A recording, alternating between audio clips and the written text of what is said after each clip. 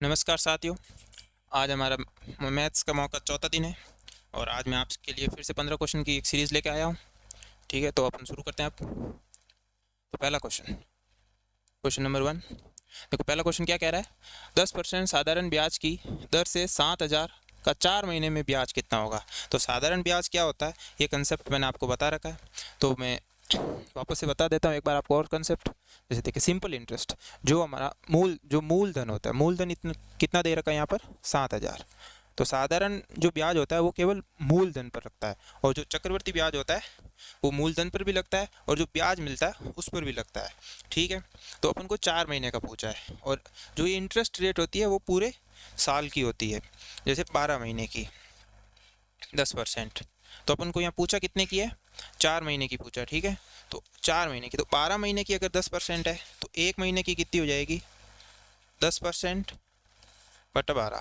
ठीक है, तो 4 महीने की कितनी हो जाएगी, मैं इसको 4 से मल्टीप्लाई कर दूंगा, तो ये हो जाएगी 4 महीने के लिए। ये होगा अपना इंटरेस्ट रेट 4 महीने के लिए। और ये किसके ऊपर पूछा है, 7,000 पर पूछा है, तो बस इसको 7,000 पर लगा दो, सीधा अप्लाई कर दो। 4/12 इंटू 10%, यहाँ पर परसेंट आएगा और परसेंट की वैल्यू होती है, ये बता रखा है मैंने, 1/100। ठीक है, तो यहाँ मैं लिख देता हूँ, परसेंट की जगह मैंने कन्वर्ट कर दिया सीधा। अब इसको सॉल्व करते हैं अपन। देखो, इसको सॉल्व करोगे, ये एक जीरो से जीरो गया और ये और जीरो गया, ये 4 की टेबल में 3 बार, तो अपना आंसर आएगा 700/3। लेकिन ऑप्शन में नहीं दे रखा है ऐसे, ऑप्शन में इसको और सिंप्लीफाई कर रखा है पूरा, तो इसको सिंप्लीफाई करो। देखो,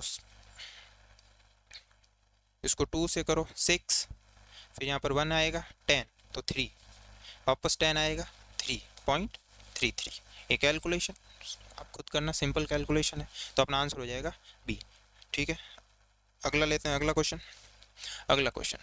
क्वेश्चन बेसिक सिंपल कंसेप्ट पर है। रेशियो पूछा है अपन को 1 घंटे का और 1 दिन का। तो 1 घंटा और दिन दोनों अलग अलग हो गए, या तो दिन को घंटे में कन्वर्ट करो या घंटे को दिन में कन्वर्ट करो। तो दिन को घंटे में कन्वर्ट करना अपने लिए आसान होगा। तो हमको मालूम है कि एक दिन में कितने घंटे होते हैं, एक दिन में होते हैं 24 घंटे। ठीक है, तो 1 घंटा बटा दिन, एक दिन आएगा, उसका अनुपात पूछा है, लेकिन यूनिट बराबर होनी चाहिए, आर और आर, तो एक दिन की जगह अपन लिख देंगे 24। सिंपल सा क्वेश्चन, सी ऑप्शन हो जाएगा अपना आंसर। ठीक है, आई होप यू अंडरस्टैंड। अगला क्वेश्चन लेते हैं। अगला क्वेश्चन, एक आदमी एक खिलौना 100 में खरीदता है तथा उसे 150 में बेचता है, तो उसका लाभ प्रतिशत कितना होगा।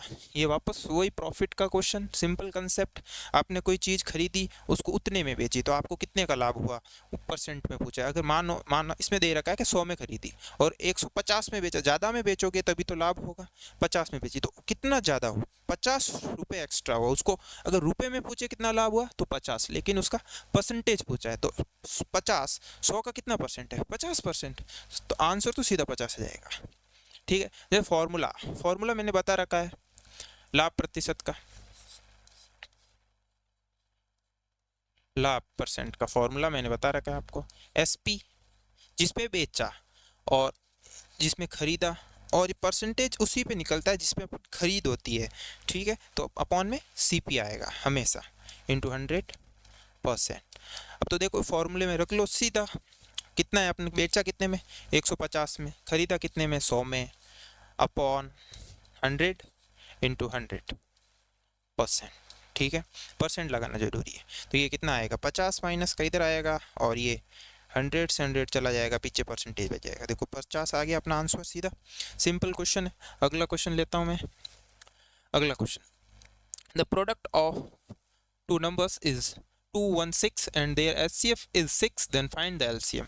ठीक है, ये क्वेश्चन, ये इस पूरा ये कंसेप्ट मैंने बता रखा है पिछली क्लास में। अगर आपने सही से पढ़ी है पिछली क्लास, तो आप ये क्वेश्चन बड़े आसानी से कर लोगे। ठीक है, कुछ नहीं, एक छोटा सा फॉर्मूला याद रखना होता है इसमें। अगर एचसीएफ और एलसीएम दे दे और गुणनफल दे दे, तीनों चीज़ें दे दे, तो और एक चीज़ पूछ ले उसमें से, तो सिंपल सा क्वेश्चन है। जैसे देखो, दो क्वेश्चन, फॉर्मूला क्या है, एचसीएफ इंटू एलसीएम, यहाँ आ जाएगा दो संख्याओं का, ये बराबर होता है इन दोनों का प्रोडक्ट, ठीक है, HCF इंटू LCM, इसका मान होता है दो संख्याओं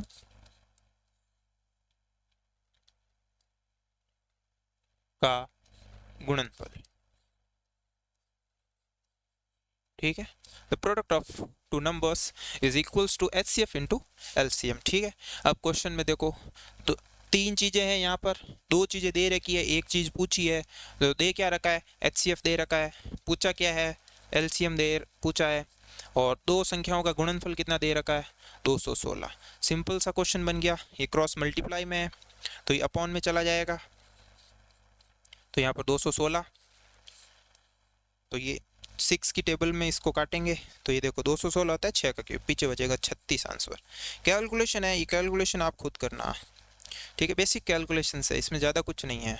ऐसे कर लो, 216 लिखो, 6 लिखो, 3 18 3 6, 6 की टेबल में 36 कितनी बार आता है, 6 बार, 36। सिंपल कैलकुलेशन है, अपना आंसर हो जाएगा सी ऑप्शन, ठीक है।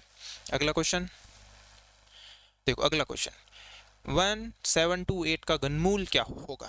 तो कल मैंने स्क्वायर कैसे निकालते हैं वो समझाया, आज क्यूब कैसे निकालते हैं वो समझा देता हूँ। जैसे मैं यहाँ पर लिखता हूँ, देखो 1 का क्यूब 1, 2 का क्यूब 8, यूनिट डिजिट है ना उस पर आप ध्यान देना, ठीक है। 3 का क्यूब 27, 4 का क्यूब 64, 5 का क्यूब 125, ठीक है, लिख तो हाँ यहाँ लिख देता हूँ। 6 का क्यूब अभी देखा था, 216 भी बताया था जस्ट पिछले क्वेश्चन में।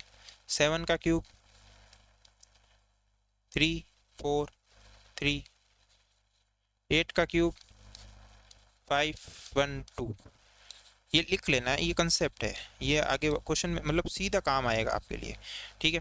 ये लिख लिया मैंने सारे 9 तक क्यूब। अब इनकी यूनिट डिजिट देखो, जैसे 1 में 1 है, ठीक है। अब यहाँ देखो क्वेश्चन में क्या दे रखा है, 1728 दे रखा है, 1728 इसकी यूनिट डिजिट देखो 8 है। अब किसके क्यूब में 8 आ रहा है, किसकी यूनिट डिजिट में आ रहा है, देखो 2 में आ रहा है, ठीक है। तो ये मुझे मालूम चल गया कि जो जो हमारा क्यूब होगा, जिसका भी ये क्यूब है, उसकी यूनिट डिजिट 2 होगी, ठीक है। तो देखो और एक ही ऑप्शन में दे रखा है यूनिट डिजिट 2, बी ऑप्शन, तो सीधा यूनिट डिजिट अगर आपको मालूम है कि किसके क्यूब की होती है तो सीधा हो जाएगा क्वेश्चन, ठीक है। तो ये कंसेप्ट है, इसके पीछे यूनिट डिजिट वाला कंसेप्ट है, इससे बड़े आसानी से क्वेश्चन हो जाएगा। एक कुछ नहीं, अगर आपको मालूम है तो सीधा हो जाएगा। देखो बाकी किसी में नहीं आ रहा है 9 तक, वापस वही चीज़ें रिपीट होती रहती है, ठीक है। ये बेसिक कंसेप्ट था क्यूब के लिए, समझ गए होंगे। तो अगला क्वेश्चन लेता हूँ मैं। अगला क्वेश्चन, एक वृत्त की परिधि है तो वृत्त की त्रिज्या क्या होगी, ठीक है। सर्कल दे रखा, सरकमफ्रेंस, सरकमफ्रेंस का फॉर्मूला भी बता रखा है। अगर क्लास को ध्यान से देखते हो, नोट्स बनाते हो, तो ये क्वेश्चन बहुत सिंपल क्वेश्चन है, कुछ ज़्यादा इनमें नहीं है। जैसे सर्कल है, परिधि, वृत्त की परिधि, फॉर्मूला क्या होता है, 2 पाई आर, तो इसको लिख लिया करो फॉर्मूले को ऐसे, एक वृत्त की परिधि, ठीक है, परिधि, परिधि का फॉर्मूला 2 पाई आर, ठीक है। दे रखी है अपन को कितनी, 88, ठीक है। तो मैं फॉर्मूले को इक्वेट कर देता हूँ, पाई का मान होता है 22/7, ठीक है। और त्रिज्या पूछी है मेरे को, त्रिज्या यहाँ रख लेता हूँ, बराबर 88। अब यहाँ पर कैलकुलेशन है सिंपल सी, देखो ये 11 की टेबल से इसको काट दो, जैसे ये 2 11 की टेबल में, ये 8 बार, ठीक है। अब ये 2 की टेबल में कितनी बार आएगा, 4, और ये वापस इधर 2 की टेबल में 2 से एक बार और चला जाएगा। यहाँ नीचे 7 बचा है, यहाँ ऊपर 2 बचा है, क्रॉस मल्टीप्लाई करूँगा तो 7 × 2 बराबर 14 आंसर आ गया। तो ऑप्शन कौन सा हो जाएगा, ए ऑप्शन हो जाएगा, ठीक है। अगला क्वेश्चन लेता हूँ मैं। अगला क्वेश्चन क्या कह रहा है, निम्न को हल करें। बेसिक क्वेश्चन है, इसमें कंसेप्ट तो है ही नहीं, सीधा दे रखा है, उसको सॉल्व कर लो। रेशियो को, पॉइंट को कैसे हटाते हैं वो समझ में आना चाहिए।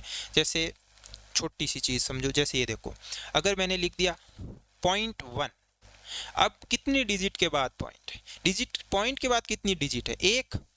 तो जब भी ये पॉइंट हटेगा, डेसिमल हटेगा, तो 1 के नीचे 1 0 आएगा, 10 आएगा, ठीक है। जैसे अगर ऐसा लिखा हुआ होता 0.5 3। अब डेसिमल के बाद कितनी कितनी डिजिट्स है 5 3, इसको अलग अलग पढ़ते हैं 53 नहीं 5 3 पढ़ो तो 2, तो मैं इसको ऐसे चेंज करूंगा अगर फ्रैक्शन में तो मैं 2 हटाऊंगा 1 2 100 लिखूंगा मैं, ठीक है। तो उसी कंसेप्ट, ये छोटा सा कंसेप्ट समझ में आना चाहिए। पॉइंट के बाद कितनी डिजिट है, जैसे 0 भी यहाँ पर काउंट होगा, ठीक है। अगर वो 9 से पहले है तो 9 के बाद होगा तो वो काउंट नहीं होगा। तो क्या दे रखा है क्वेश्चन में, क्वेश्चन में दे रखा है 0.009 को 0.9 के साथ रेशियो दे रखा है। तो अब देखो पॉइंट डेसिमल के बाद कितनी है ऊपर 1 2 3, तो मैं 9 लिखूंगा, ठीक है। मैंने 9 लिखा, उसके नीचे मैं 3 0 लिख दूंगा 1 2 3। ये पूरे के, इस पूरे को डिवाइड देना है 9 के साथ। तो इसमें डेसिबल के बाद कितनी है 1, तो मैंने लिखा इसको 1। यहाँ पर एक कंसेप्ट और छोटा सा, जैसे ऐसा लिखा हुआ है A/B C/D, ठीक है। ये ऐसा फ्रैक्शन में लिखा हुआ है, तो इसको सिंप्लीफाई कैसे करते हैं, ठीक है। तो इसका कंसेप्ट क्या है, जैसे ये देखो जो ये C है वो जस्ट इसके ऊपर चला जाएगा और ये D है वो सबसे ऊपर चला जाएगा A के पास, तो ये हो जाएगा A into D B into C, ठीक है। ये नीचे वाला नीचे के पास चला जाएगा, ऊपर वाला सबसे ऊपर, सबसे नीचे वाला सबसे ऊपर चला जाएगा, ये इसमें कंसेप्ट है, ठीक है। तो अब देखो मैं इसको सॉल्व करता हूँ यहाँ पर, जैसे ये देखो 9 है वो इसके पास चला जाएगा और 10 है वो सबसे ऊपर चला जाएगा, ठीक है। तो 9 इंटू 10 अपॉन 9 नीचे से आएगा और इंटू 1000 अपने पास पड़ा है। तो देखो 9 से 9 चला गया, 1 0 से 1 चला जाए, पीछे क्या बचा 1/100। अब देखो अब यहाँ पर डेसिमल में दे रखा है, तो डेसिमल कितने पॉइंट के बाद लगेगा, यहाँ कितने 0 है 2, तो 2 के बाद लगेगा, जैसे ये 1 ये 2, मतलब यहाँ लगेगा, तो यह एक खाली जगह है, तो यहाँ पर क्या आएगा 0 और यहाँ पर 0 हम लिख देते हैं, ठीक है। वो पॉइंट को थोड़ा वेरीफाई ऐसे मालूम चले कि यहाँ पर पॉइंट डेसिमल लगा हुआ है। तो देखो 0.01, तो 0.01 डी ऑप्शन अपना, ठीक है। सिंपल सा क्वेश्चन, ये पूरा मैंने समझाने के लिए इतना समझाया आपको कि कन्वर्ट कैसे करते हैं चीज़ों को। क्वेश्चन तो छोटा सा है, ठीक है, डी ऑप्शन हो जाएगा। तो अगला क्वेश्चन, अगला क्वेश्चन आ गया अपने 8 क्वेश्चन, ठीक है।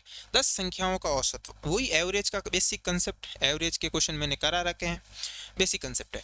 तो जैसे देखो 10 संख्याओं का औसत 6 है, यदि प्रत्येक संख्या को 12 से गुणा किया जाए तो नया औसत क्या होगा, ठीक है। इसमें हल्का सा नया कंसेप्ट है एवरेज का, जैसे मैं आपको समझाता हूँ। इसमें मैं मान लेता हूँ कि x plus y plus z, ठीक है, ये 3 डिजिट है, इनका एवरेज आता है a, इनका औसत a आता है, ठीक है। ये समझाने कंसेप्ट है, इसमें समझना आप, फिर ये क्वेश्चन आराम से हो जाएगा, सीधा डायरेक्ट हो जाएगा, पेन उठाने की भी जरूरत नहीं पड़ेगी।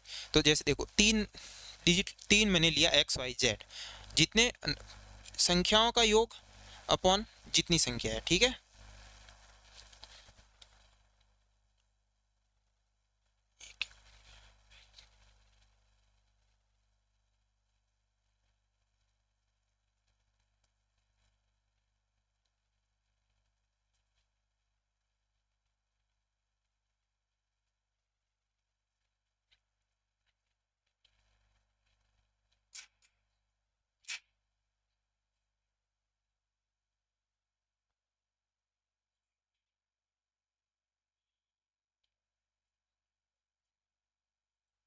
देखो मैं समझा रहा था कंसेप्ट क्या था, ठीक है। औसत के लिए तो मैंने माना था कि 3 डिजिट है x y और z अपॉन 3, इनका औसत मैंने माना a है, ठीक है। ये सब मैंने माना समझाने के लिए। तो देखो कितनी डिजिट है 1 2 3, तो उनका सम, उनका योग ऊपर आता है और जितनी संख्याएं होती है उनके नंबर नीचे आते हैं। तो 1 2 3 है तो 3 मैंने नीचे लिख लिया, ये औसत का कंसेप्ट होता है, औसत कैसे निकालते हैं किसी भी चीज़ का, ठीक है।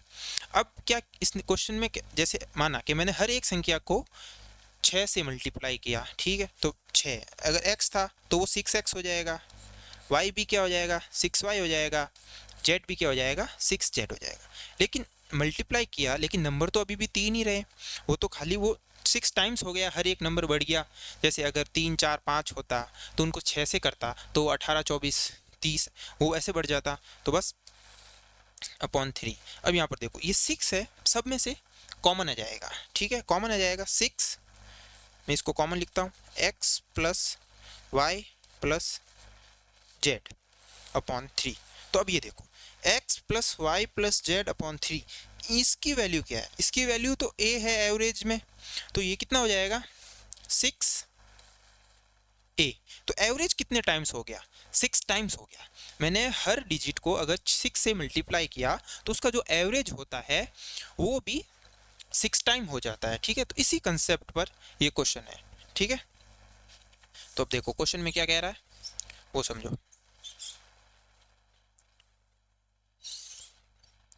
ठीक है। क्वेश्चन में कह रहा है 10 संख्याओं का औसत 6 है। तो यहाँ पर कोई 10 संख्या है, 1 2 ऐसे 10 तक ले लो, यहाँ पर भी 10 आएगा, 10 संख्या है तो इनका औसत 6 है। यदि प्रत्येक संख्या को 12 से गुणा किया जाए, मतलब प्रत्येक संख्या को 12 से गुणा किया जाए तो औसत क्या होगा। अगर प्रत्येक संख्या को 12 से गुणा कर रहे हैं तो उसका जो एवरेज है वो भी 12 टाइम्स हो जाएगा। तो 6 जो है वो भी 12 टाइम्स हो जाएगा। तो ये कितना हो जाएगा 72, 12 की टेबल 6 टाइम्स 72, तो अपना आंसर हो जाएगा बी, ठीक है। अगला क्वेश्चन है ए बी मिलकर किसी कार्य को 6 दिन में पूरा करते हैं। ए अकेला इस काम को 10 दिन में पूरा करे तो बी उसे कितने दिन में पूरा कर सकता है, ठीक है। टाइम एंड वर्क का कंसेप्ट है, बता रखा है, सिंपल सा कंसेप्ट है। जैसे ये देखो ए और बी मिलकर किसी काम को 6 दिन में करते हैं, तो मैंने ए बी लिखा, फिर उसके नीचे जितने दिनों में काम करता है वो लिखा, फिर ए अकेला उस काम को 10 दिन में करता है, 10 लिखा मैंने। अब पूछा है कि बी उसे कितने दिन में पूरा कर सकता है, तो बस मैंने एलसीएम ले लो इनका, 6 और 10 का एलसीएम 30, एलसीएम लेना भी सिखा रखा है, 30 कैसे आया, ठीक है, खुद से ट्राई करना। फिर देखो 6 में कितना है 5 टाइम्स और ये 3 टाइम्स, तो ए की एफिशिएंसी 3 आई और ए और बी की मिलकर 5 आई, तो बी के पीछे कितनी बची 2, ठीक है। अगर 5 में से ए की 3 है तो बी की 2 हो जाएगी। तो बी अगर एक दिन में 2 काम करता है, ठीक है, तो 30 काम कितने दिन में करेगा, तो 30/2, तो कितना हो जाएगा 15 दिन में। तो बी को कितने दिन लगेंगे 15 दिन, तो 15 दिन पड़ा है, डी ऑप्शन, ठीक है। अगला क्वेश्चन, ए का आधा प्रतिशत कितना होगा।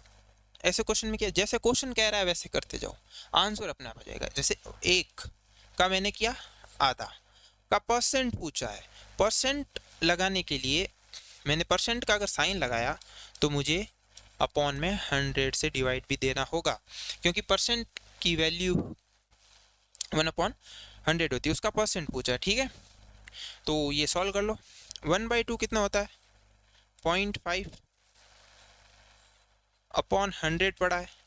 अब वापस वही बात, पॉइंट के बाद ये जैसे एक डिजिट है, ठीक है, अभी कितने जीरो नीचे 2, तो वापस से इसको इस तरफ लेके आओ 2 बार, फिर यहाँ पॉइंट लगाओ, तो अपना आंसर क्या हो जाएगा 0.005, ठीक है, डी ऑप्शन। अगला क्वेश्चन, ये पावर का क्वेश्चन है, पावर सर्ट्स एंड इंडिसेस का, ठीक है। इसमें कैसे होता है देखो, कंसेप्ट क्या है इसमें, पीछे कंसेप्ट बताता हूँ मैं। जैसे मैंने माना का कोई डिजिट है ए, उसकी पावर है m, ठीक है, ब्रैकेट उसकी पावर है n। अगर ऐसा आए फॉर्मेट जैसे क्वेश्चन में दे रखा है, तो इसमें जो ये पावर्स होती है दोनों ये मल्टीप्लाई हो जाती है, ये हो जाएगा a की पावर m इंटू n, ठीक है। जैसे छोटा क्वेश्चन देखो 2 की पावर 2 के पूरे की पावर अगर 3 लिखूँ मैं, ठीक है, तो 2 की पावर 2 कितना हो जाएगा 4, 2 की पावर 2 हो जाएगा, पहले मैंने अंदर वाले को सॉल्व किया 4, और 4 का क्यूब कितना होता है 64, ठीक है, तो अपना आंसर आया 64, ये सिंपल।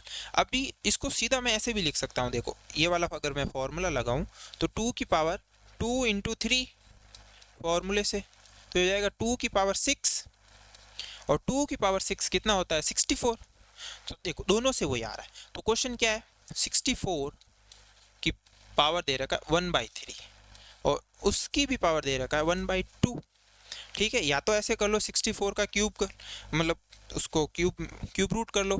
क्यूब रूट किसका होता है 64, 4 का होता है, 4 का क्यूब 64 होता है, तो क्यूब रूट 4 हो जाएगा, और उसकी पावर वापस रूट कर लो 4 का, तो 2। तो अपना आंसर तो 2 आ जाएगा। ये तो सिंपल बेसिक वाला था। और अगर सीधा करना है तो ये 1/3 और 1/2 को मल्टीप्लाई कर लो, 1/6, और 264 क्या होता है, 2 की पावर 6 की पावर 1/6। तो यहाँ से देखो 6 और 1/6 कट जाएगा, पीछे हो जाएगा 2 की पावर 1 जो होता है 2। तो ये दोनों तरीकों से मैंने बता दिया, आंसर आ जाएगा 2। अगला क्वेश्चन, दो संख्याओं का योग 25 है तथा उनका अंतर 7 है, तो बड़ी संख्या कौन सी होगी।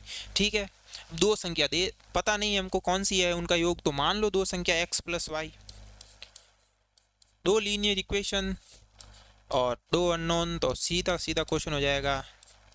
जैसे अभी x निकालना है तो दोनों को जोड़ दो और आधा कर दो, 25 + 7 32, 32 का आधा 16, और y निकालना है तो किसी में भी रख लो, चाहे इसमें रख लो चाहे इसमें रख लो, इसमें रखोगे तो 9 आ जाएगा।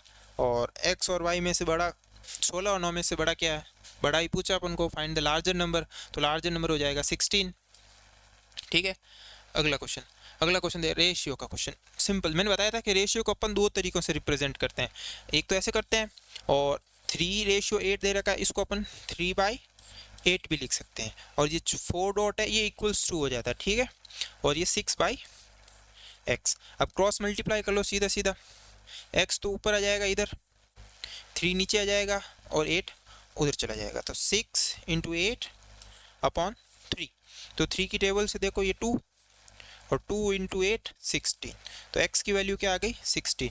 तो अपना आंसर हो जाएगा बी ऑप्शन। ठीक है, अगला क्वेश्चन क्या कह रहा है, रवि ने 8,000 लगाकर व्यापार प्रारंभ किया, 4 महीने बाद मोहन भी 9,000 लगाकर साझेदार बन गया। यदि वर्ष के अंतिम में लाभ हुआ तो मोहन का लाभ कितना होगा। ठीक है, ये प्रॉफिट वाला क्वेश्चन है। प्रॉफिट वाला कंसेप्ट भी मैंने बता रखा है। जब प्रॉफिट में क्या, प्रॉफिट होता है जितना पैसा लगाया उतना कितने समय के लिए लगाया। ठीक है, व्यापार कितना पैसा लगाया और कितने समय के लिए लगाया, ये होता है प्रॉफिट में, रेशियो आ जाता है इसमें। तो यहाँ है रवि, ठीक है रवि, और कितना कह रहा है अपन को, यदि वर्ष के अंत में, मतलब कि 4 महीने, एक वर्ष में कितने 12 महीने। ठीक है, ये अभी मैं बता, जैसे मोहन, फिर अगला है मोहन, रवि ने कितने लगाए 8,000, और रवि ने प्रारंभ किया तो कितने महीने तक लगाएगा, रवि पूरे 12 महीने तक था, तो रवि के पैसे और कितने टाइम के लिए आया 12। अब मोहन कितने लेके आया 9,000, लेकिन 4 महीने बाद आया, तो कितने महीने तक रहा 8 महीने तक रहा वो। तो मोहन के पैसे और उसका समय 8,000। तो इसका अपन ले लेते हैं सिंपल, दोनों का रेशियो सिंपल करने के लिए। तो इसका रेशियो लोगे तो ये देखो, ये 3 0 तो सीधे चले जाएंगे, इधर 8 है, इधर ये 8 चला जाएगा, 3 की टेबल से ये 3 और ये 4, तो अपना आएगा 4:3। ठीक है, ये सिंपल प्रॉफिट आ गया। तो रवि को अगर 4 का प्रॉफिट हुआ तो मोहन को 3 का होगा। ठीक है, वर्ष के अंत में 8,400 का प्रॉफिट हुआ। ठीक है, तो इन दोनों का देखो, इसको 4 का हुआ, इसको 3 का हुआ, तो दोनों को कितना हुआ 7 का, तो दोनों को कुल मिलाकर 7 का हुआ। ठीक है, लेकिन क्वेश्चन में कितना दे रखा है 8400। तो अभी 7 का वैल्यू ये है, तो 1 की वैल्यू यहाँ से निकाल लो, 1 की वैल्यू कितनी आएगी 1200। ठीक है, अभी पूछा क्या है मोहन का लाभ कितना है, तो मोहन का कितना है 3, मोहन का 3 है, और 1 की वैल्यू हमें पता है, तो 3 की कितनी हो जाएगी 1200 × 3, तो ये कितना आएगा ये 3600। ठीक है, बी ऑप्शन सीधा सीधा, मोहन को 3600 का हुआ, और जो रवि है उसको 12 × 4 हो जाएगा, 4800 का लाभ हुआ। ठीक है, अगला क्वेश्चन, 15 टोकरी 45 दिन में बनाते हैं तो 110 टोकरी कितने दिन में बनाई जाएगी। ठीक है, तो देखो 15 टोकरी को 45 दिन में बनाते हैं, तो एक टोकरी को कितने दिन में बनाएंगे 3 दिन में। एक टोकरी 3 दिन में बनती है, तो 15 टोकरी 45 दिन में बनेगी। तो क्वेश्चन में क्या पूछा है 110 टोकरी, 110 टोकरी कितने दिन में बनेगी, तो 1 का मान 3 है, तो 110 का मान × 3। ठीक है, तो ये हो जाएगा 330 डेज के अंदर 110 टोकरी बन जाएगी। ठीक है, तो अपना आंसर हो जाएगा सी ऑप्शन 330। तो ये आज के अपने 15 क्वेश्चन पूरे हुए। आई होप आपको ये पसंद आए होंगे। अगर पसंद आए हैं तो ठीक, धन्यवाद।